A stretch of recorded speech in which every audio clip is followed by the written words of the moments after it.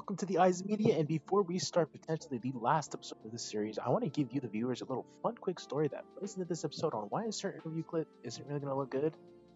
But let's get into it. All right, so I get in my car, I'm driving all the way over to the campus, get past the stadium, and then all of a sudden I find myself teleported right in front of the Jennings Communication Building. I'm like, sweet, makes it so much easier for me. We'll walk into the building, walk into the studio, set the cameras up, get Lauren for the interview, do the interview, go home, put my SD card in the computer, and then the worst thing pops up on my screen. I see that pop up, and I'm just like, crap, I don't know what to do now. And then I think to myself, hack, do what you can to get that back. Do what I can, and this is what happened. So yeah, that's basically the story. I couldn't get that video back. Very upsetting. So I did what any other person would do. Set up another interview, and that was just a lot worse. The quality's awful. But, it's oh well. Yeah, let's get on to the actual video and what you guys are here for.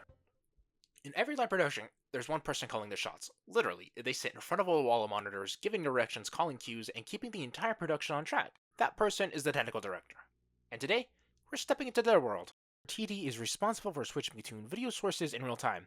They decide which camera shot the audience sees, coordinate with the director, and manage live visuals with split-second timing. Think of them as the pilot, the control room. To get a better idea of what it's like to be a technical director, we sit down here with Lauren, who's worked on multiple productions here at Utah Tech University.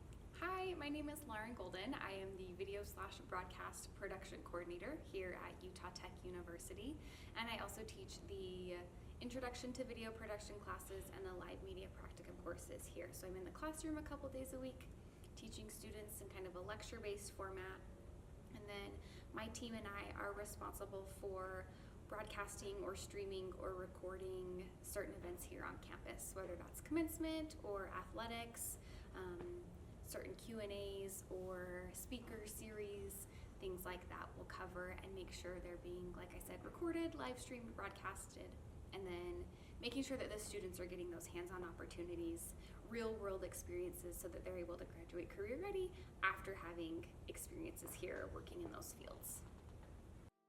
Can you explain what a technical director does in a live production? Yes. Sorry. I don't want to start with so or yes. It's all good. The technical director in a live production will probably have a little bit different responsibility depending on where they are. Here at Utah Tech, the technical director is primarily going to be using the switcher. They're the ones who operate the switcher, push those buttons, make sure that whatever the director is asking for is going out live on air. Second question is, what kind of tools or equipment does a technical director usually use? Here at Utah Tech, the technical director will primarily work with the switcher control panel as well as the switcher software. They'll set up the switcher software to make sure that everything is mapped correctly, so the buttons that they need to use are in the right places, any macros that they need to set up or keying, any kind of upstream keys, downstream keys, chroma keys. Make sure that before the broadcast begins, all of those are set up. And then, like I said, they'll work with the switcher control panel, which is the actual panel where you push those buttons to make the camera input go live, or the green screen activate, or to trigger the macros. What does a typical day look like when you're preparing for a show? When we're preparing for a show, every day is going to look a little bit different. So if we're doing something on location, like athletics, for example, we're going to be running cables. So this semester we had 10 different cameras at basketball. Fortunately, it's inside, so we didn't have to run those 10 cables for every camera every game. We did end up doing the handheld cameras on the court, and then kind of the hoop cameras. Some cameras only need one camera, some cameras only need one cable, some need up to 3, so it just kind of depends. So definitely lots of cable running, thousands and thousands of feet, pretty much for every broadcast that we do when it comes to athletics. We will set up the van, so we will go through the switcher software. Like I said, the technical director will set that up, make sure everything is routed where it needs to be, the buttons are set up correctly, the software capabilities are set. We will also make sure that our commercials are loaded, our pregame and halftime content is loaded in our QLab software, the playback software, so we can make sure we're ready to trigger those when we need to. We'll set up the replay machine. Having 10 cameras, our replay machine capability is only 7 cameras.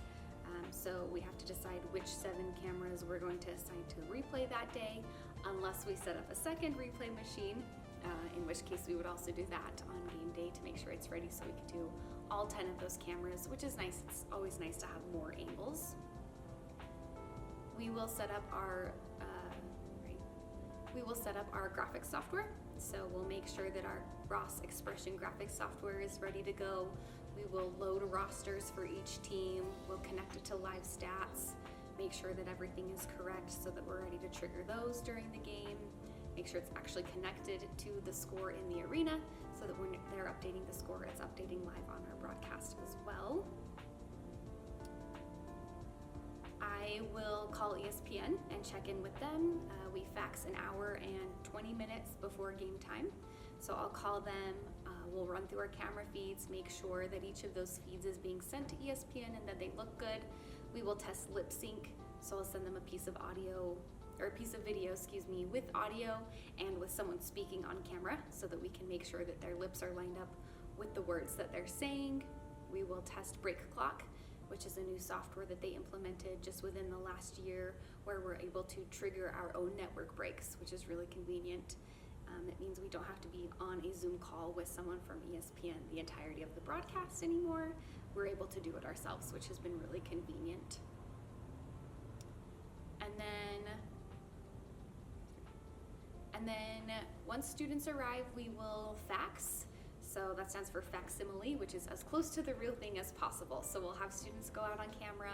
We'll make sure the tripod height is set up correctly for them. We'll check their arms, make sure everything's comfortable. You know, a basketball game is going to be a couple of hours. We want to make sure they're comfortable. A baseball game is going to be like 3 to 4 hours. Definitely, we want to make sure we're comfortable there. So we'll get them set up, and then we'll run through the more technical components. So we'll make sure that we're engineering the cameras. We'll do a white balance. We'll set the colors, set the exposure, iris, all of that. And that's usually a good time for them to practice whatever shots they're going to get. So if they're on a hero camera, they'll practice zoom and focus and panning and following the ball through the hoop. If they're on the game camera, it's more just panning back and forth, but making sure no one's under that score bar, that kind of thing. That's all I can think of. Okay. Sure, I'm forgetting something. Next question is, have you ever had a moment during a show where something had went wrong, and how did you handle it? Okay. I have definitely been involved in shows where something went wrong. It's not uncommon for something to go wrong in live streaming, live broadcast, any kind of live production. Things are going to go wrong. You can count on it. Whether it's weather or equipment malfunction, there is always a chance that something will go wrong. The best way to handle those kinds of situations is to just take a deep breath and move on. If it's something you can fix it as quickly as possible and then move on to the next thing. If it can't be fixed, then you just have to reset, right? Okay, we're no longer able to use this camera, so now this camera is going to be responsible for getting their regular assignment and also the assignments that that camera would get. If it's weather, sometimes it's as simple as, putting rain covers over the equipment, and unfortunately the poor camera operators as well. Sometimes it's not that easy. Sometimes we decide to just go with one camera in order to make sure that that equipment isn't going to all get ruined. So it just kind of depends on exactly what has gone wrong to determine, the best solution.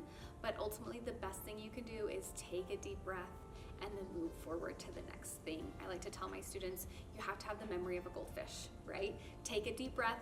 If it's a mistake you made, correct it as quickly as possible and then move on. You can't dwell on that mistake.